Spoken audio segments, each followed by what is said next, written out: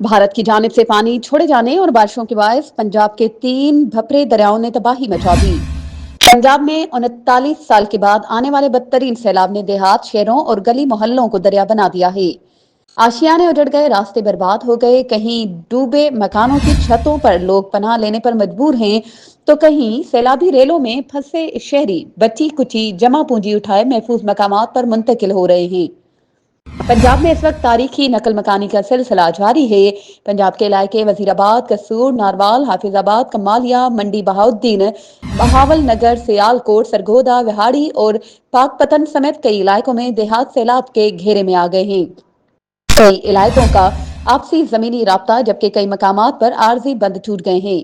वजीर आजम शहबाज शरीफ और वजीर आला पंजाब मरियम नवाज ने सैलाब से मुतासरा इलाकों का फिजाई मुआयना किया और इमदादी ऑपरेशंस का जायजा लिया। रेस्क्यू के हुक्काम के मुताबिक मकामी रजाकार, पाक फौज या पाकिस्तान रेंजर्स की जानिब से मुतासरा इलाकों में इमदादी कार्रवाइयां जारी हैं। मजीद खबरों और अपडेट्स के लिए हमारे चैनल को सब्सक्राइब करें और बेल आइकन को प्रेस करना ना भूलें।